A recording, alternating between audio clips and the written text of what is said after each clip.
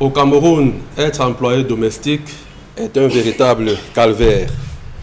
La litanie des plaintes de cette catégorie socio-professionnelle démontre à suffisance la misère qui caractérise au quotidien ces employés domestiques dans l'exercice de leur profession. Absence de contrat de travail, salaire en deçà du SMIC et fixé unilatéralement, cotisation sociale inexistante, exigences sur les heures d'arrivée au travail et jamais sur les heures de départ qui sont élastiques, sont entre autres griefs qui reviennent. Les employeurs font voir de toutes les couleurs à leurs employés de maison et comme toujours, le gouvernement laisse faire. Comment comprendre que le texte qui encadre cette activité date de juillet 1968? Il s'agit précisément du décret du 10 juillet 1968 fixant les conditions générales d'emploi des domestiques et employés de maison. Pour les experts en question de travail, ce texte est obsolète et il y a longtemps qu'il devait être révisé pour intégrer les nouveaux aspects qui sont entrés dans le travail domestique. Soit, même en restant sur les textes de 68, comment comprendre que ceci soit ignoré de la part des employeurs et que l'État laisse faire aux grandes dames des employés? Aux grandes dames des employés, singulièrement sur l'article 5 alinéa 1, portant sur les salaires minima afférents aux différentes catégories. Ils sont fixés en fonction du salaire minimum interprofessionnel garanti et varient en même temps que ce dernier. Ils comportent, par rapport au 10 salaire minimum, une majoration déterminée conformément au pourcentage arrêté par le décret. Ainsi, par exemple, on aura pour la première catégorie le salaire fixé au SMIC, pour la deuxième catégorie, SMIC plus 10% du SMIC, troisième catégorie plus 30%, ainsi de suite jusqu'à plus 100% pour la huitième catégorie.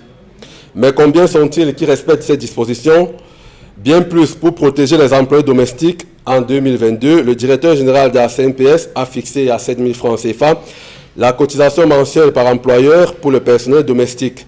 Ce montant forfaitaire devrait permettre d'assurer la couverture sociale des employés de maison qui ne sont pas immatriculés pour la plupart et restent inconnus du Fonds public de pension du Cameroun. Pour contraindre les employeurs à s'acquitter de cette obligation légale, la CNPS avait annoncé des contrôles et des redressements dans des domiciles en application stricte et rigoureuse de l'ensemble des mesures prévues par la réglementation en vigueur. Cette initiative était simplement un coup d'épée dans l'eau. L'immatriculation et le paiement des cotisations sociales sont pourtant une obligation à l'égard des employés. Selon la CNPS, l'immatriculation et le paiement des cotisations sociales est une obligation légale, sociale et morale à l'égard de ces modestes personnes employées de maison. Elle vise à sauvegarder leurs droits, notamment pour le bénéfice des prestations sociales servies par la CNPS, par exemple allocation familiale, prise en charge des maladies professionnelles et accidents du travail, pension de retraite, etc. Mais à l'épreuve de la réalité, aucune disposition légale n'est respectée.